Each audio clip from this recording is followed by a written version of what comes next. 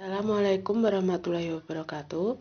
Kami dari kelompok 3, kami akan mempresentasikan tentang penilaian eksternal yang dengan beranggotakan yang pertama saya sendiri, Kusnul Indah Utami, NPM 1901020036, yang kedua Nadila Febi Izami dengan NPM 20.01020073, dan yang ketiga Novi Ika Listia, NPM 1901020093, yang keempat Panji Nagoro, NPM 1901020099, dan yang kelima Denny Febrianto, NPM 2201020032. Penilaian eksternal. Audit eksternal berfokus pada upaya identifikasi dan evaluasi tren dan kejadian yang berada di luar kendala satu perusahaan. Audit eksternal mengungkap peluang-peluang dan ancaman-ancaman besar yang dapat dihadapi suatu organisasi sehingga manajer dapat merumuskan strategi guna mengambil keuntungan dari berbagai peluang tersebut dan menghindari atau meminimalkan dampak dari ancaman yang muncul. Penilaian eksternal, terdapat 4 poin yang akan kami jelaskan. Untuk yang poin pertama yaitu hakikat audit eksternal, yang kedua pandangan organisasi industrial, ketiga kekuatan ekonomi, dan yang keempat kekuatan sosial budaya, demografi, dan lingkungan. Hakikat audit eksternal. Tujuan audit eksternal adalah untuk mengembangkan sebuah daftar terbatas dari peluang yang dapat menguntungkan sebuah perusahaan dan ancaman yang harus dihindarinya. Sebagaimana diisyaratkan dengan istilah terbatas, audit eksternal tidak bertujuan mengembangkan sebuah daftar lengkap dan menyeluruh di setiap faktor yang dapat mempengaruhi bisnis, melainkan bertujuan mengidentifikasi variabel-variabel penting yang menawarkan respon berupa tindakan. Perusahaan harus mampu merespon entah secara ofensif maupun defensif terhadap berbagai faktor tersebut dengan merumuskan strategi yang bisa mengambil keuntungan dari peluang eksternal atau meminimalkan dampak dari ancaman potensial.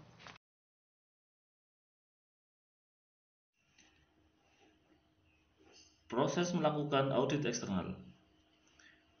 Proses melakukan audit eksternal harus melibatkan sebanyak mungkin manajer dan karyawan. Untuk melakukan audit eksternal, sebuah perusahaan harus terlebih dahulu mengumpulkan intelijen kompetitif dan informasi mengenai berbagai tren ekonomi, sosial, budaya, demografis, lingkungan, politik, pemerintahan, hukum, dan teknologi. Begitu terkumpul, informasi harus disesuaikan dan dievaluasi. Satu atau serangkaian rapat manajer dibutuhkan untuk secara bersama-sama mengidentifikasi peluang dan ancaman terpenting yang dihadapi perusahaan. Faktor-faktor eksternal utama ini bisa berubah dari waktu ke waktu dan antara satu industri dengan industri lainnya.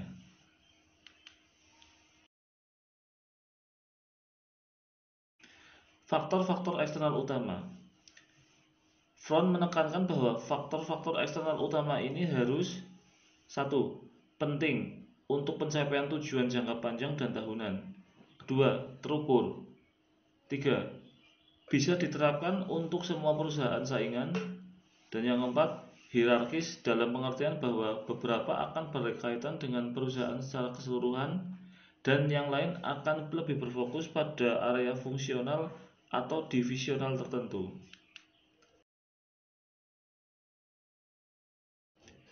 Kekuatan eksternal mempengaruhi jenis produk yang dikembangkan. Hakikat pemosisian dan strategi segmentasi pasar, jenis jasa yang ditawarkan, dan pilihan bisnis yang akan dibeli atau dijual secara langsung. Kekuatan eksternal mempengaruhi baik pemasok maupun distributor. Kekuatan-kekuatan eksternal dapat dibagi menjadi 5 kategori luas.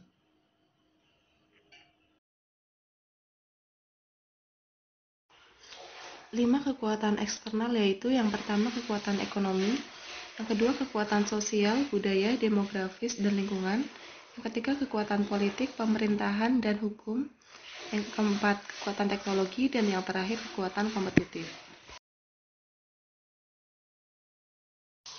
Selanjutnya yaitu pandangan organisasi industrial. Pendekatan organisasi industri menegaskan bahwa faktor eksternal atau industri lebih penting daripada faktor internal untuk mencapai keunggulan kompetitif. Menurut Michael Porter, kinerja organisasi akan paling utama ditentukan oleh kekuatan industri seperti skala ekonomi, hambatan masuk pasar, diferensiasi produk, ekonomi, dan tingkat daya saing daripada sumber daya internal, kemampuan struktur, dan operasi. Walaupun demikian, integrasi yang efektif dan pemahaman baik tentang faktor eksternal dan faktor internal adalah kunci utama untuk mengamankan dan menjaga keunggulan kompetitif. Selanjutnya yaitu analisis kompetitif model 5 kekuatan Porter. Model 5 kekuatan Porter tentang analisis kompetitif adalah pendekatan yang digunakan secara luas untuk mengembangkan strategi di banyak industri. 3 langkah tersebut yaitu untuk menggunakan model 5 kekuatan Porter dapat menunjukkan bagaimana persaingan di suatu industri tertentu sedemikian rupa sehingga perusahaan dapat menjawab laba yang masuk akal. Langkah yang pertama yaitu identifikasi berbagai aspek atau elemen penting dari setiap kekuatan kompetitif yang mempengaruhi perusahaan. Yang kedua, evaluasi seberapa kuat dan penting setiap elemen tersebut bagi perusahaan. Dan yang terakhir, putuskan apakah kekuatan kolektif dari elemen-elemen tersebut cukup untuk membuat perusahaan terjun ke industri baru atau tetap bertahan di industri saat ini. Menurut Porter, hakikat persaingan di suatu industri tertentu dapat dipandang sebagai perpaduan dari 5 kekuatan.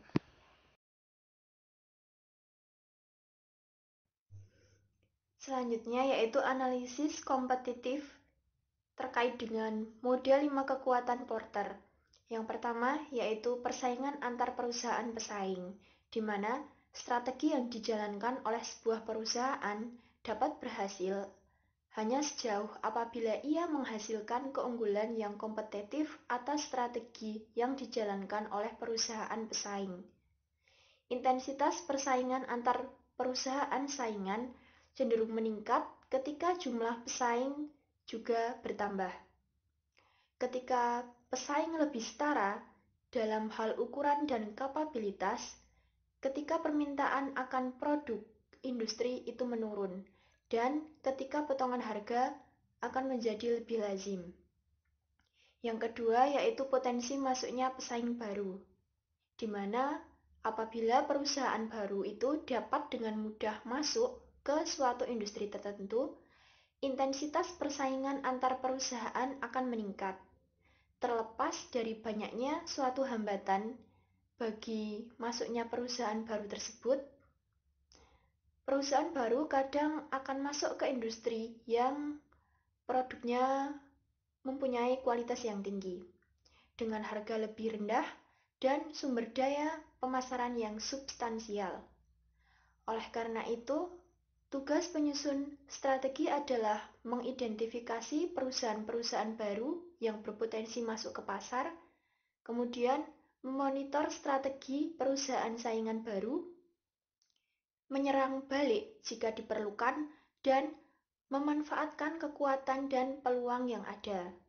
Kemudian yang ketiga yaitu potensi pengembangan produk-produk pengganti, di mana hadirnya produk-produk pengganti akan meletakkan batas tertinggi untuk harga yang dapat dibebankan sebelumnya oleh konsumen beralih ke produk pengganti. Batas tertinggi harga setara dengan batas tertinggi laba dan kompetisi yang lebih intens antar pesaing. Tekanan kompetitif yang meningkat dari suatu produk pengganti akan bertambah jika harga relatif produk pengganti tersebut turun, dan manakala biaya peralihan konsumen juga turun. Kekuatan kompetitif produk bersaing bias diukur dengan penelitian terhadap pangsa pasar yang berhasil diraih produk itu, dan juga dari rencana perusahaan tersebut untuk meningkatkan kapasitas produk. Selanjutnya, masih terkait dengan analisis kompetitif. Yang keempat, yaitu persaingan antar perusahaan saingan, di mana daya tawar pemasok akan mempengaruhi intensitas persaingan di suatu industri, khususnya ketika terdapat sejumlah besar pemasok atau ketika hanya terdapat sedikit bahan mentah pengganti yang bagus, atau ketika biaya peralihan ke bahan mentah lain sangat tinggi. Nah, pada industri, penjual akan menjalin kemitraan strategis dengan pemasok terpilih dengan tujuan untuk yang pertama, mengurangi biaya persediaan dan logistik.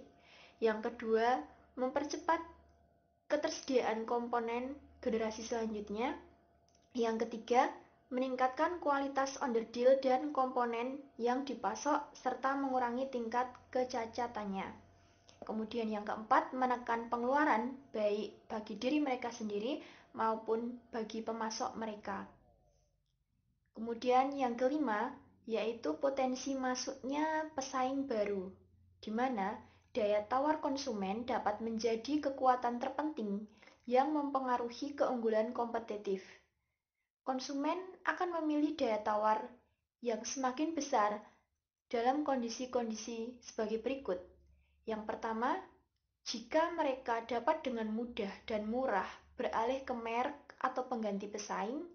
Yang kedua, jika mereka menduduki tempat yang sangat penting bagi penjual. Yang ketiga, jika mereka menghadapi masalah menurunnya permintaan konsumen. Dan yang keempat, jika mereka memegang informasi tentang produk, harga, dan biaya penjual. Dan yang kelima, jika mereka memegang kendali mengenai apa dan kapan mereka bisa membeli suatu produk.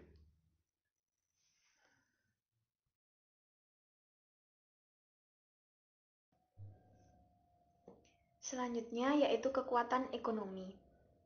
Faktor-faktor ekonomi mempunyai pengaruh atau dampak langsung terhadap daya tarik potensial berbagai strategi. Sebagai contoh, adanya tingkat bunga. Dana yang dibutuhkan untuk ekspansi modal menjadi lebih murah. Pada saat tingkat bunga naik, maka pendapatan diseleksi akan menurun dan permintaan untuk barang-barang diseleksi juga akan menurun. Ketika harga saham naik, maka keinginan ekuitas sebagai salah satu sumber modal untuk pengembangan pasar juga akan ikut meningkat. Pada saat kondisi pasar meningkat, kekayaan konsumen dan bisnis juga akan ikut meningkat. Faktor-faktor ekonomi ini mempunyai variabel-variabel ekonomi sebagai kunci untuk dimonitoring yang seringkali mempresentasikan kesempatan dan ancaman untuk sebuah organisasi. Variabel-variabel itu terdiri dari pergeseran menjadi ekonomi Amerika Serikat, tarif inflasi, tarif pasar uang, defisit anggaran pemerintah federal, tren gross domestic product atau GDP, pola konsumsi, tren pengangguran, level produktivitas kerja, tren pasar saham, kondisi ekonomi negara asing, nilai dolar di pasar dunia, faktor impor atau ekspor, pergeseran permintaan atau penawaran untuk kategori barang dan jasa yang berbeda, perbedaan pendapatan berdasarkan grup wilayah dan konsumen, fluktuasi harga, ekspor tenaga kerja dan modal Amerika Serikat, kebijakan mata uang, dan tarif pajak.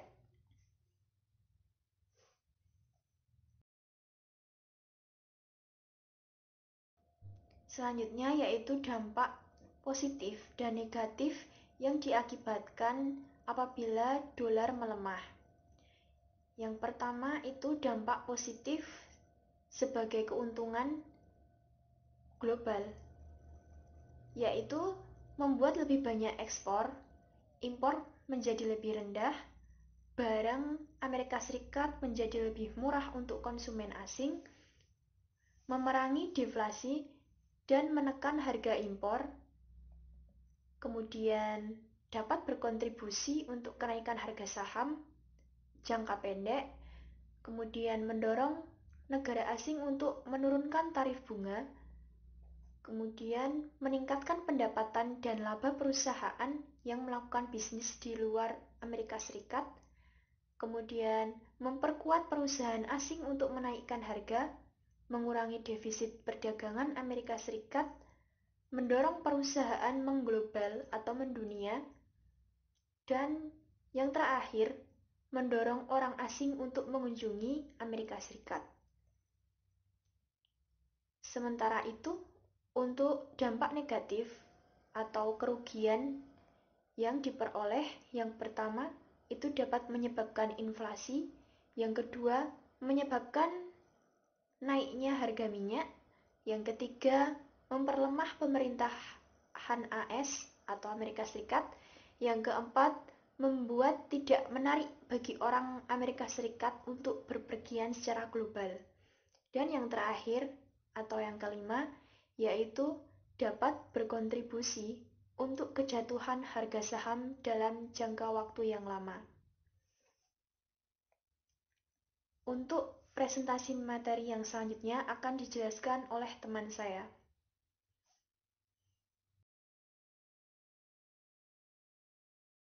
Ya, oke, materi selanjutnya itu pengaruh sosial, budaya, demografi, dan lingkungan alam. Dari seluruh faktor yang mempengaruhi untuk menentukan strategi, faktor utamanya itu justru pada perubahan sosial, budaya, demografi, dan lingkungan alam karena memiliki dampak paling besar dan hampir semua produk, jasa, pasar, serta pelanggan masuk di dalamnya, termasuk organisasi kecil, besar, pencari laba maupun nirlaba. Di semua industri harus siap menghadapi tantangan yang berupa peluang serta ancaman yang timbul karena pengaruh sosial budaya, demografi, dan lingkungan alam. Nah, di sini saya akan memberi contoh. Contohnya yaitu pasca pandemi COVID-19 ini. Semua elemen organisasi bisnis harus bisa mengubah strateginya karena pengaruh lingkungan alam yang menyebabkan kita harus stay di rumah, tetapi kita juga butuh atau memerlukan yang diperlukan untuk bertahan di situasi saat ini. Nah, sampai saat ini strategi yang masih sangat baik yaitu pemasaran produk secara online. Akan tetapi, apakah di masa mendatang strategi ini masih worth it atau tidak, semua juga tergantung oleh pengaruh sosial, budaya, demografi, dan lingkungan alam yang terjadi di masa itu. Jadi di setiap masa atau di setiap periode itu pasti ada strategi serta peluang maupun ancaman yang bisa kemungkinan terjadi. Jadi di masa mendatang harus selalu menciptakan inovasi serta yang dapat meningkatkan produk kita bisa bersaing di masa itu dan dapat berkembang serta lebih baik lagi.